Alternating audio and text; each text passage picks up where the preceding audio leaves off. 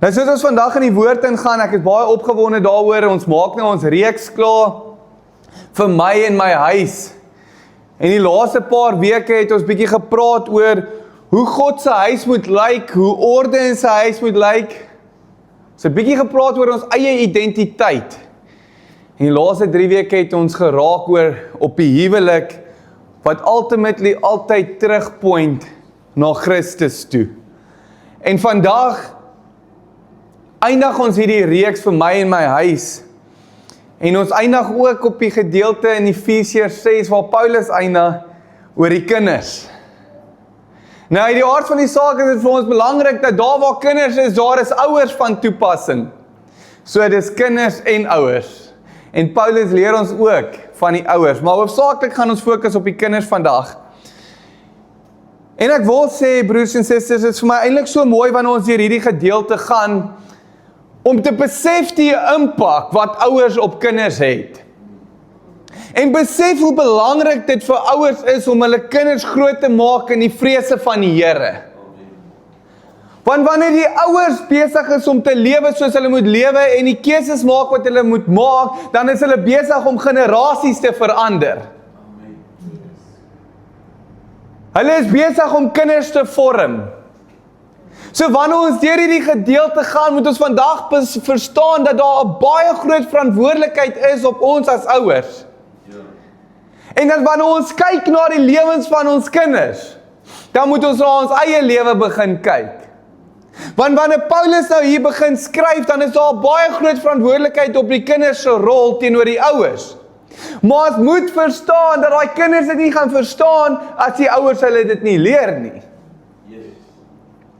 En so ek wil graag vir ons begin lees by Efesiërs 6 vers 1 tot 3 vir nou, en dit sê, kinders, julle moet julle ouers gehoorsaam wees in die Here, want dit is reg.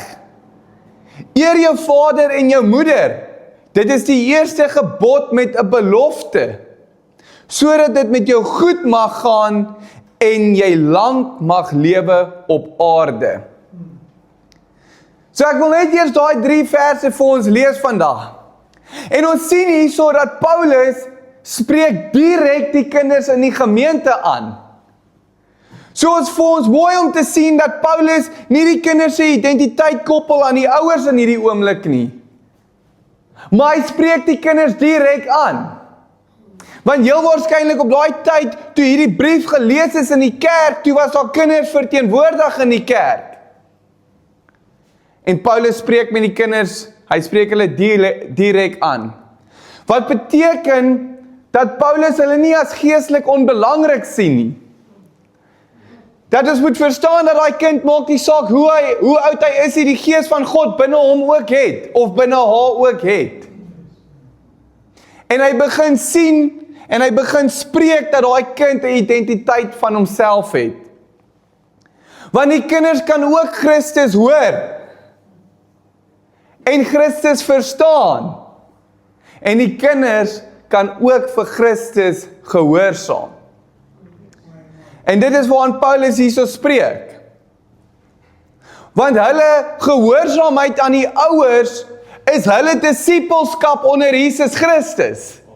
So die gehoorsaamheid wat die kinders toon teenoor die ouers is deel van hulle eie disippelskap met Jesus. En dis het die kinders 'n verantwoordelikheid om ook vir Christus te volg. Maar vir kinders om op 'n punt te kom wat hulle verstaan hoe dit lyk om gehoorsaam te wees teenoor die ouers, moet hulle dit sien. En dit nie net hoor nie. Want aan die kinders is daar 'n waardigheid gekoppel, maar daar's ook 'n verantwoordelikheid gekoppel. En baie van ons as ouers wil hê dat ons kinders ons respekteer en ons gehoorsaam, maar ons het dit hulle nooit geleer nie. En as ek begin kyk na ons wat 'n 2-jarige en 'n 3-jarige het, dis elke dag se werk. Om hulle van kleins af te koester en te voed en hulle te leer. En dit is belangrik vir ons om te besef dat dit nie net is om te sê nie, maar ook om te doen. Want ons as ouers het die verantwoordelikheid om ons kinders groot te maak in die vrese van die Here. En is eintlik so mooi, ouers, as ons op 'n vroeë ouderdom begin, dan die kinders nie noodwendig nodig om deur al die rebellie en die foute te gaan wanneer hulle ouer is, en dan iewers 'n openbaring van God te kry en dan dit reg te maak nie. Maar as die ouers van 'n jong ouderdom met die kinders se lewe begin die impak maak wat hulle moet, dan gee hulle daai kinders 'n geleentheid om te gehoorsaam. Want die letterlike verduideliking van gehoorsaamheid, as ons dit terugvat na Grieks toe, is om onder gesag te luister. So die kinders is onder die gesag van die ouers. En om gehoorsaam te wees is om onder daai gesag te luister. So die skepingsorde wat God vir ons gegee het van die ouers en die kinders, is dat die kinders onder die ouers inkom, en van die begin af is dit nog altyd, eer jou vader en jou moeder. So dit is deel van God se skepingsplan, en sy skepingsorde. En so wanneer ons kyk na vandag se wêreld en ons sien hoeveel van die jeug uit mekaar uitval, en ons kyk hoeveel kinders rebelleer, en ons kyk hoe kinders op 'n 11-jarige of 'n 12-jarige ouderdom selfmoord pleeg, dan moet ons vir onsself vra, maar wat was die impak wat die ouers op daai kinders gehad het? Want wanneer die kind verstaan dat hy moet gehoorsaam wees onder die ouer, dan gaan hy verstaan wanneer die ouer vir hom met hom praat en hom lei en hom leer dat hy moet luister. Want as ons bietjie begin kyk na die hart agter gehoorsaamheid, dan gaan dit oor luister. Maar luister om te leer. Nie luister want ek's bang om pak te kry nie, maar luister want ek weet dat my ma en my pa het heel waarskynlik bietjie meer wysheid as wat ek het op hierdie tyd. Was heel waarskynlik al deur die lewe gewees. Het al reeds die salwing van die Heilige Gees oor hulle. Die salwing van God oor hulle wat hulle laat lei. Om die kinders te lei. En so wanneer die kinders daai gehoorsaamheid verstaan, dan verstaan hulle wanneer hulle luister, hulle eintlik ietsie geleer word. En daai wat hulle geleer word, as hulle dit begin implementeer in hulle lewe, dan is dit veronderstel om so mooi te wees. So reg te wees. 'n tweede gedeelte is vertroue. Want wanneer 'n kind begin sy ouers vertrou, dan gaan die vrug gehoorsaamheid wees daaruit. Vertrou dat my ouers my gaan beskerm. Dat my ouers my gaan lei. Dat my ouers vir my die beste wil hê. Dat my ouers vir my bid. En so wanneer daai vertroue daar is, dan weet ons op die einde van die dag dat daar gehoorsaamheid is. Want die kind gaan vertrou, en wanneer die kind vertrou, gaan die kind gehoorsaam wees. 'n derde een is nederigheid. 'n kind wat nederig voor sy ouers kom en verstaan, dat ek weet nog nie alles nie. En dit praat ek nie van 'n volwasse kind wat 30 is nie. Ek praat van kleins af. Waar die kind nie 'n reg het van hom eie nie. Of van haar eie nie. Wat dink op 8 jaar oud kan hulle al doen wat hulle wil. En hulle kan keuses maak soos hulle wil. Ons is nie veronderstel om vir ons kinders op sulke jong ouderdom vrye wil te gee nie. Ons is veronderstel om hulle te leer, en volgens die woord van God te leer. So wanneer ons hulle dit leer, dan gaan hulle verstaan met daai nederigheid, gaan hulle voor die ouers kom en besef, dat hulle het nog nie alles uitgefigure nie. Dat hulle nog goeders het om te leer. So die hart van gehoorsaamheid gaan nederigheid wees. Punt nommer 4 is 'n hart wat wil eer.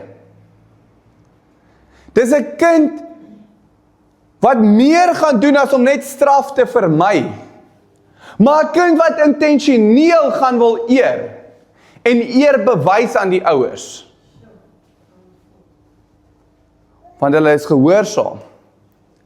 Want hulle het dit gesien, hulle het dit gehoor, en hulle het dit begin leef. En dan die belangrikste punt nommer 5, is 'n hart wat God heel eerste lief het. Want die belangrikste ding vir ouers, om hulle kinders te leer, is hoe om vir Christus te volg. Want wanneer daai kind verstaan dat die mees belangrikste ding vir hom of haar is om God lief te hê, gaan die vrug, die gehoorsaamheid begin wees. En dit gaan goed wees. Maar ons moet verstaan, broers en susters, dat die ouers nooit, maar nooit God se plek sal inneem nie. En dis hoekom dit so belangrik is om te besef wanneer Paulus aan die kinders direk skryf, want hy verstaan dat sy identiteit op hulle eie. So die ouers neem nie God se plek in by die kinders nie. Maar die ouers is verantwoordelik om die kinders te leer hoe dit lyk om God te volg. Hulle leer hoe God se hart is. En dit is deel van wat Paulus ons leer. In vers 2 skryf Paulus, eer jou vader en jou moeder. Dit is die eerste gebod met 'n belofte. So hierso vat Paulus ons terug na Exodus toe. Hy vat ons terug na die 10 gebooie toe, waarvan hierdie die 5de gebod is. En ons moet so verstaan, dat dit eintlik so belangrik vir ons is, as Paulus dan vir ons in die Nuwe Testament, terugvat na die 10 gebooie toe. Moet ons verstaan hoeveel krag daarin dit is, wanneer die kinders die ouers eer en respekteer. Want daar's 'n belofte wat daarop gesit word. Daar's 'n seëning wat daarop gesit word wanneer die kinders die ouers respekteer en eer en gehoorsaam is aan hulle. Volgens die woord van God. En ons moet verstaan hier, sodat Paulus gaan in vers 2 na eer toe, waar hy in vers 1 van gehoorsaamheid gepraat het. Want eer lyk anders as gehoorsaamheid. Want 'n kind wat 7 jaar oud is, moet gehoorsaam wees en hy moet eer. Maar die kind wat 50 jaar oud is, gaan nie noodwendig meer gehoorsaam wees nie. Want hy is nou op sy eie, sy is op haar eie, hulle is identiteit op hulle eie, buite die huis. So hulle gaan nie noodwendig luister wat die ouers sê en doen soos die ouers sê nie, maar hulle word nog steeds volgens die woord van God geroep om te eer. So maak nie saak hoe oud ons as kinders is nie, ons het nog steeds die verantwoordelikheid om ons ouers te eer en te respekteer, al stem ons partykeer nie saam nie. So hoe ons dit hanteer teenoor die ouers, gaan met respek wees. En dit gaan met eer wees. En ons moet verstaan, as Paulus nou terug verwys na die 5de gebod toe, moet ons onsself vra, hoekom verwys hy terug soontoe? En een van die punte is om te wys dat God se morele nie verander het nie. En ons het geleer 'n paar weke terug dat Jesus in die Nuwe Testament sê, I did not come to abolish the law, but to fulfill the law. So dit wys vir ons dat God se morele wil nie verander het van die Ou Testament tot die Nuwe Testament nie. Om sy opdrag met skrif te bevestig. Want kinders moet nie ouers net respekteer omdat Paulus so sê nie. Hulle moet dit doen omdat God so sê. Want ons waarde daarin. En is om te wys dat die gesin van die begin af deel van God se skepingsorde is. So Paulus vat ons terug dat ons dit kan sien. En nog 'n punt hoekom hy dit doen is om daai belofte te beklemtoon saam met die 5de gebod. Want daar kom 'n belofte saam met dit. So nou moet ons vra, wat is die belofte waarvan hy praat? Vers 3 sê, sodat dit met jou goed mag gaan en jy lank mag lewe op aarde. So nou as ons bietjie terugkyk na die Ou Testament en na die konteks van daardie tyd in Exodus, dan verstaan ons dat daai oorspronklike belofte aan Israel was. En die belofte wat God daar gekoppel het aan hierdie gebod, was die beloofde land van Kanaan.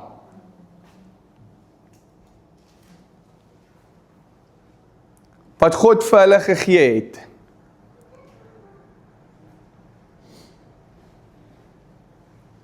Dit was 'n algemene verbondsbeginsel wat God gegee het. Maar nou moet ons verstaan dat wat God eintlik hierso doen is, hy is besig om 'n seën te koppel aan daai gehoorsaamheid. So Paulus sê nie vir ons hier dat ons 'n absolute 100 jaar oud gaan word of nooit probleme gaan hê wanneer ons ouers respekteer nie. Maar hy sê daar gaan 'n seëning daarop wees. En daai seëning gaan God se goedheid wees. En daai seëning gaan God se guns in jou lewe wees. En daai seëning gaan wees dat hy die paaie vir jou gaan reguit maak. En die seëning gaan wees dat al kom daar moeilike tye, gaan hy vir jou wysheid gee hoe om dit te hanteer. Amen. En dit is wat ons moet verstaan. So God gee vir ons die gebod, maar met 'n belofte. En hy sê dit sal met jou goed gaan. En dit moet ons eintlik so opgewonde maak. Dat ons as kinders wil respekteer. Ons wil eer, ons wil gehoorsaam wees. Want die woord gee vir ons daai belofte. Dat dit met ons sal goed gaan. Dat die dae van ons lewe verleng sal word. En dis nie noodwendig dat elke persoon wat nou vroeg doodgaan nooit hulle ouers gerespekteer het nie. Want ons weet nou in die Nuwe Testament dat dit vir ons nie gaan oor lang dae op aarde nie, maar dit gaan oor die ewige lewe. So daar's vrug daarin wat in jou lewe gaan plaasvind hier op aarde, maar ultimately gaan dit oor wat ons kan bereik in die ewige lewe. En so dit sê vir ons in hierdie dat jy die belofte het en jy kan staat maak op hierdie belofte, kinders, dat as dit moeilik gaan in jou lewe en jy verstaan nie wat gaan aan nie, maar jy het jou ouers gerespekteer en jy het hulle gehoorsaam, dan gaan jy terug na die woord toe en jy sê, Here, maar ek het hierdie gebod gedoen.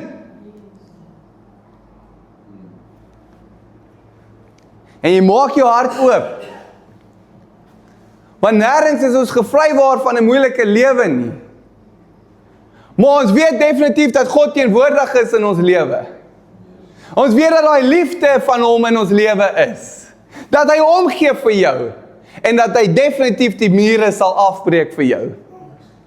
Amen. So ons moet nou kyk na die praktiese toepassing van hierdie vers vandag. Want gehoorsaamheid aan God bring stabiliteit in gesinne. Broers en susters, verstaan ons nie dat gesinne uit mekaar uitgeskeer is omdat elke liewe persoon hulle eie rigting wil gaan nie. Omdat die wêreld vir die kind van 10 jaar oud af leer dat jy kan doen wat jy wil, jy kan disrespekteer waar jy wil. Ek kyk so 'n video in hierdie week en dit wys van hierdie animation goedjies wat die grootste impak op die kinders het. En ek wil nou nie name noem van die series nie, maar as ek 'n pink varkies.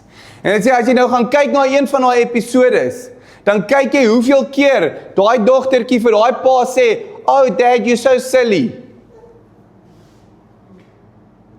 En die wêreld begin leer dat dit reg is dat jy so met jou pa praat. Dat dit reg is dat jy hulle afbreek. Maar nêrens in die woord van God word dit regverdig dat jy jou ouers afbreek nie. Dit sê vir ons gehoorsaam hulle, eer hulle, respekteer hulle. Dit is waartoe ons geroep word. En so kinders wil hulle eie reg hê. Hulle wil doen wat hulle wil doen hier op aarde, maar hulle kan nie 'n simpel gebod nakom om hulle ouers te respekteer en te eer nie. Hulle wonder hoekom hulle lewens uit mekaar uitval, maar hulle doen nie wat die woord van God vir hulle sê om te doen nie. So ons moet verstaan man, dat daai orde so mooi en so reg werk. wanneer die vrou onderdanig is aan die man. Wanneer die man lief is vir die vrou, en waar die kinders gehoorsaam is, en respekteer, en onderdanig is aan die ouers, dan begin jy in voluit loop as 'n gesin.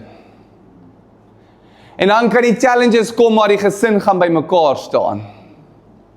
En hulle gaan by mekaar staan, en hulle gaan saam bid, en hulle gaan saam Bybel lees, en hulle gaan sê die challenges kan maar kom, maar ek weet my vrou het my kant, ek weet my kinders het my kant, en hulle weet hulle pa het hulle kant, en hulle ma het hulle kant, en hulle broer en 'n suster het hulle kant, en hulle gaan saam as 'n gesin begin opstaan, en hulle kan in die wêreld ingaan, en hulle kan 'n unit wees, wat gerecognize word as kinders van die Here.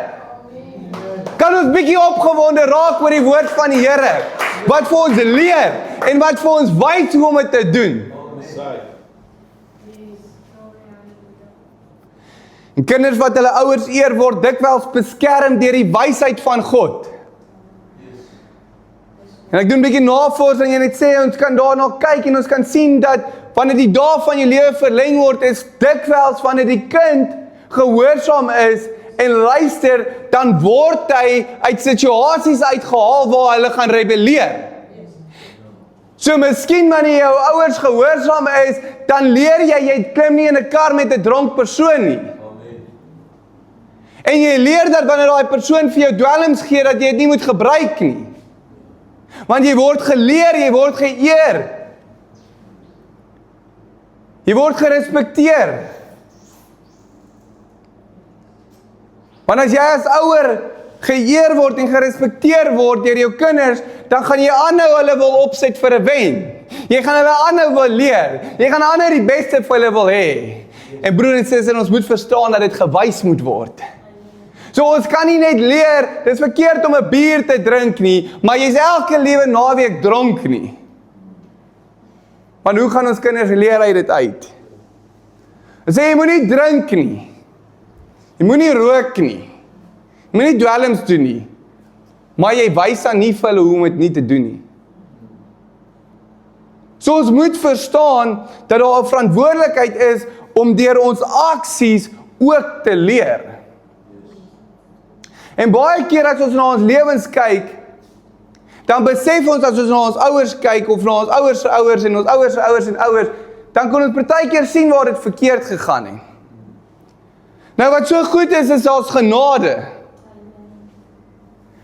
En dat God in ons lewe inkom en Jesus Christus van ons om aanvaar in ons harte en ons die Heilige Gees ontvang, dan kom restore hy jou.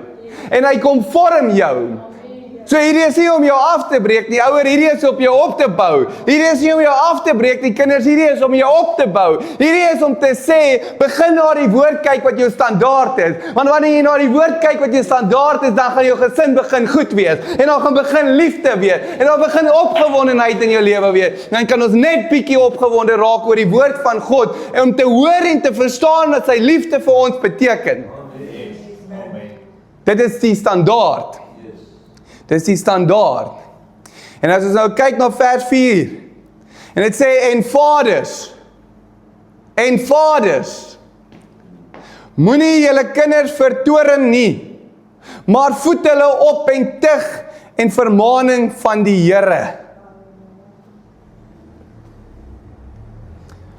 Want God roep nie ouers net om gesag uit te oefen op die kinders nie. Maar God roep ouers om die kinders groot te maak as disippels van Jesus Christus.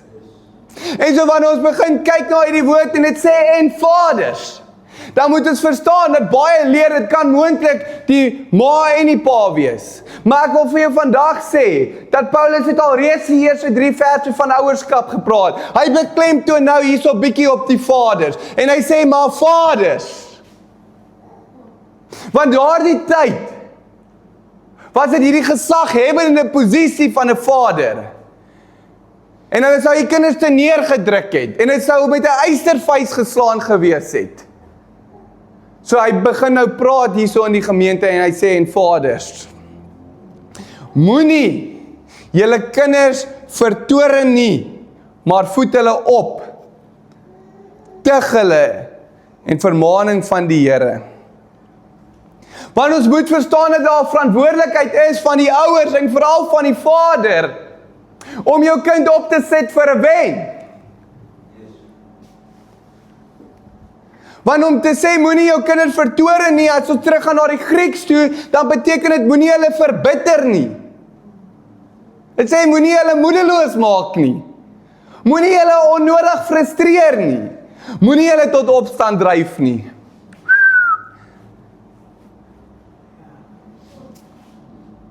Dit is die verantwoordelikheid wat die woord vir ons gee. Dit sê dat vaders en ouers 'n verantwoordelikheid het om nie hulle kinders te terg nie en moedeloos te maak nie.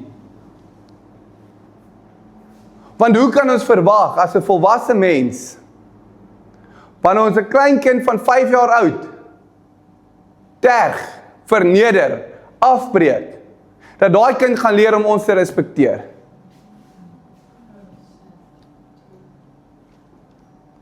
En so as ons bietjie kyk na die woord, dan het ek vir ons 'n paar praktiese maniere gekry wat dit beteken wat verbitter is vir ons kinders. En dit is konstante kritiek. Jou kind is net nooit goed genoeg nie. Hy speel nie A-span nie, so hy sleg. Hy kry nie 87's nie, so hy sleg. En niks wat hy kan doen is reg nie. Maar jy wil hê hy moet jou gehoorsaam. Jy wil hê sy moet vir jou luister. Jy wil hê hulle moet jou respekteer. Maar niks wat hulle doen is goed genoeg nie. Onrealistiese verwagtinge. Kan ons almal verstaan vir 'n oomblik dat elke kind van ons uniek is? Dat ons kind is nie dieselfde as die Springbok rugby speler nie? Of die Protea netbalspeler nie? Of dat ons kind dalk nie die slimste in hierdie land gaan wees nie? Ons kan nie 'n verwagting op ons kind plaas as daai kind se roeping en gawes nie dit is nie. Want ons kan nie ons kind forceer om iemand te wees wat hy nie is nie. Ons kan hom nie forceer om iemand te wees wat God hom nie geroep het om te wees nie. En so ons verwagting op ons kind moet intentioneel begin raak. Ons verwagting op ons kind moet begin geplaas word op wat God se plan vir daai kind is. Nie wat ons plan vir daai kind is nie. Ek wonder hoeveel van ons, wanneer ons begin kyk na ons kinders se lewe en ons begin kyk na hulle toekoms, vra actually, Here, wat is U se plan met my kind? Of kyk ons na onsself en ons sê ek wil hê die kind moet dit doen, ek wil hê die kind moet dit doen, ek wil hê die kind moet dat doen. En ek gaan daai kind forceer dat hy doen wat ek wil hê hy moet doen. Dis mos nie reg nie. Want hier sê die woord vir ons dan, het sê hierso, en vaders, moenie. So die woord van God sê dit vir ons. Inkonsekwente dissipline. Vandag is dit reg, môre is dit verkeerd, dag daarna is dit weer reg, die dag daarna is dit weer verkeerd. Hoe moet die kind verstaan wat sy dissipline, hy moet gehoorsaam as daar nie 'n konstantheid in die dissipline is nie. En dis hoekom dit vir ons so belangrik is as ouers, dat wanneer ons dissipline op ons kinders uitoefen, dat daar 'n konstantheid daar is. Dat ons nie eendag het aanspreek en die volgende dag het los. En dit weer aanspreek en weer los nie. Want ons maak daai kind de mekaar. Dat hulle nie meer weet wat is reg of verkeerd nie. Harde woorde. Emosionele afwesigheid. Nou, emosionele afwesigheid is 'n baie belangrike ding, broers en susters. Want daai kind het nodig dat jy nie net blokkies bou saam met hulle nie, maar dat daar 'n emosionele verbintenis tussen julle twee is. Waar hulle verstaan dat jy verstaan wie hulle is. Dat hulle kan sien jy luister wanneer hulle praat. Dat jy intentioneel is met daai oomblikke saam met hulle. En daar was so eendag wat 'n oom vir my vertel het, wat hy gesê het, soos hy het altyd, wanneer sy kinders na hom toe kom, en daar het ietsie by die skool gebeur, dan wil hy dadelik inspring. Of hy is op die foon met die skoolhoof, of hy ry na die skool toe en hy wil nou die dinge uitsorteer. En hy het begin sien, dat 'n tyd gekom, waar sy kinders hulle self distansieer om vir hom te sê wat aangaan by die skool. En toe hy die dag met hulle praat, toe sê het, maar, papa, ek wil nie hê jy moet elke keer die situasie vir my uitsorteer nie. Ek wil hê dat jy net vir my luister. En hy oom het vir my gesê, van daai dag af, toe hy nou, elke keer as die kind na hom toe kom, dan sê hy, okay, wat gaan jy aan die situasie doen? Wat wil jy hê moet ek aan die situasie doen? En so daai is om emosioneel betrokke te wees by jou kind se lewe. Om te verstaan dat hoe jou kind ietsie sien, dalk nie dieselfde is as hoe jy dit sien nie. Geen kwaliteit tyd nie. Kom by die huis, dadelik op die foon, dadelik voor die TV. So jy is in die omtrek, maar daar's niks tyd waar jy dan nou eintlik blokkies bou nie. Of 'n boek lees. Storie deel nie. En ene wat ek dink belangrik is, doen soos ek sê, en nie soos ek doen nie. So jy wil vir jou kind leer, maar jy wil met die woorde leer, maar jy wil nie in die aksies dit leer nie. Want dit is te veel van 'n prys vir jou, om die dinge waarmee jy besig is, een kant toe te sit. Om die slegte gewoontes af te breek, en jouself op te offer in liefde. Dis wat die woord sê. Want die Christelike gesag, moet ons verstaan, hierso word nie beheer deur vrees op die kinders te sit nie, maar deur liefde te betoon en te wys aan hulle. Het gaan aan om te sê, maar voed hulle op in die tug. En so wanneer ons kyk na die Griekse gedeelte van voed hulle op, is om te voed, te versorg, te koester, te ontwikkel, en om hulle geestelik volwasse te maak. So dit gaan baie meer as om net vir hulle kos te gee, en klere te gee, en speelgoed te koop, en skoolfonds te betaal, gaan baie meer as dit. Alhoewel dit belangrik is dit nie die heel belangrikste nie. Want wanneer het hierso sê, maar voed hulle op in die tug, is om vir hulle te leer wat die woord van God sê, is om hulle te leer om te bid, is om hulle te leer hoe om kerk toe te gaan, is om hulle te leer hoe om die vriende lief te hê in die skool. Dis om hulle te vorm, sodat hulle Jesus begin volg.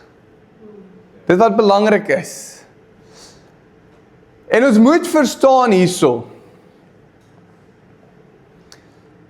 dat hierdie is alles altyd in lyn met God se woord. So nêrens maar nêrens roep die woord kinders om te gehoorsaam en te respekteer en te eer teenstrydig met die woord van God nie. So nêrens sê die woord kinders word mishandel en moenie iets sê daaroor nie. Want dit is nie reg nie.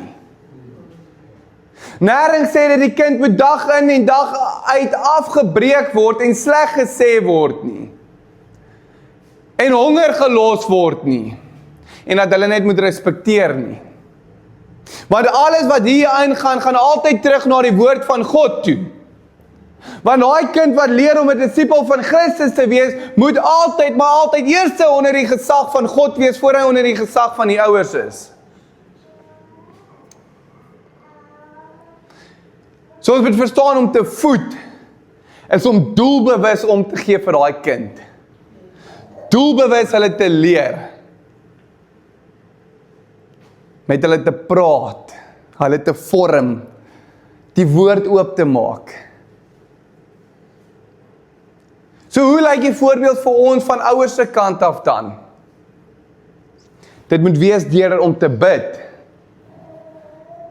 Weet jou kind hoe om te bid? Omdat hy het gesien het by jou? Weet hulle hoe het lyk om Bybel te lees?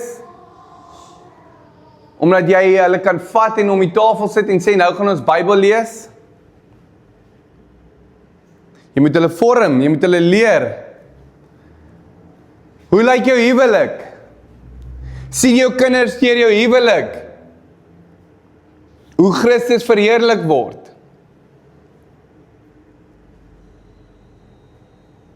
Want die kinders moet die voorbeeld sien.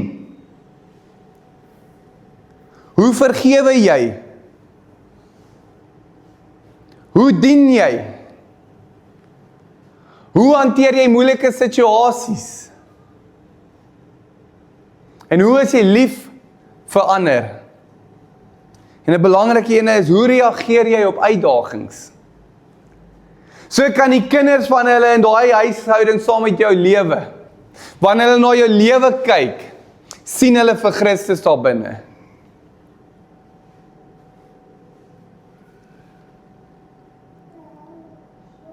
Maar nog 'n vers wat ek vir ons wil bysit is 3 Kolossense 3 vers 21, wat sê, Vaders, moenie julle kinders sterg nie, sodat hulle nie moedeloos word nie.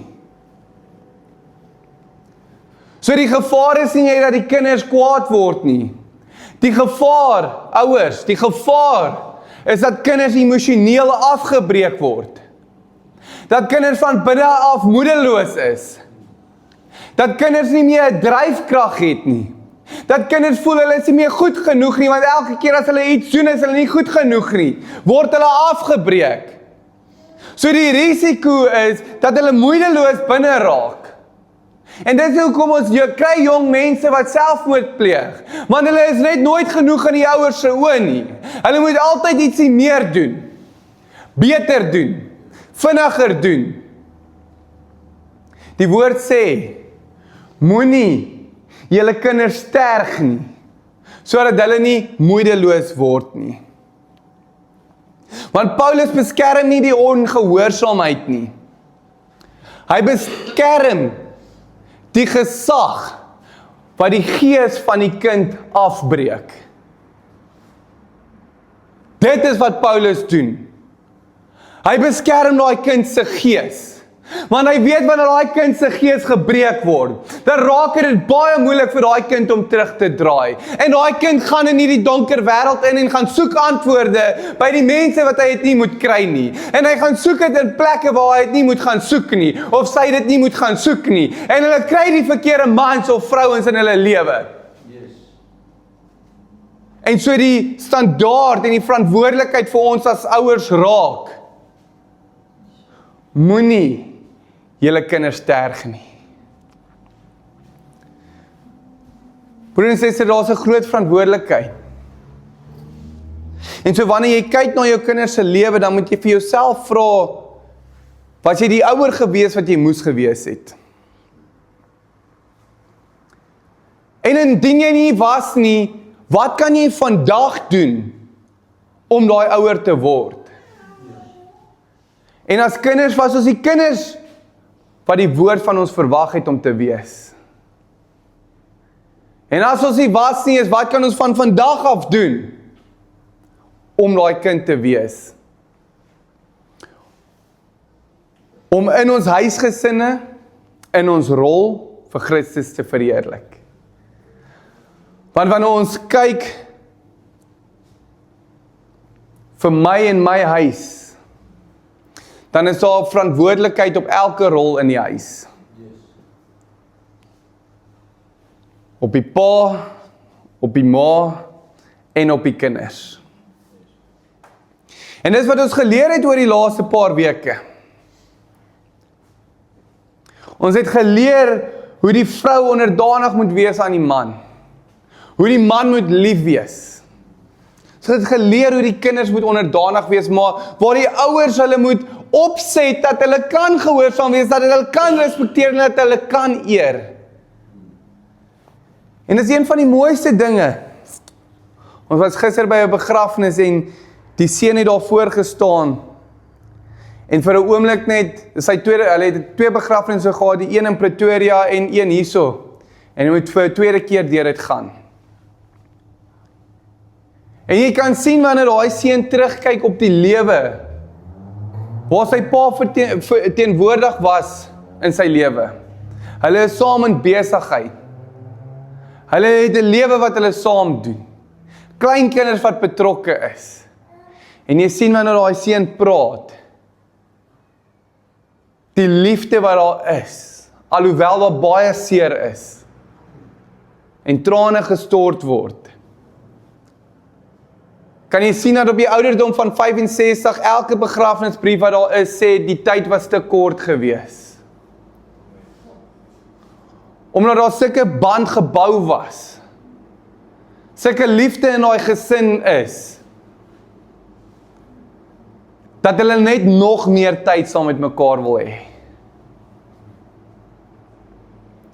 So wat doen ons in ons gesinne, broers en susters, om vir Christus te verheerlik, om hom die eer te gee in ons gesinne? Want ons 'n verantwoordelikheid, en is so mooi, want ons moet verstaan dat die kinders gaan nie altyd eers onthou hoeveel geld daar was in die huis nie. Die kinders gaan onthou hoe lief pa en ma my gehad het. Die kinders gaan onthou hoeveel tyd pa en ma saam met my spandeer het. Die kinders gaan onthou hoe my ouers my geleer het om vir Christus te volg. En aan die ouers, jou kinders het nie volmaakte ouers nodig nie. Hulle het ouers nodig wat lief is, wat omgee, wat tyd gee.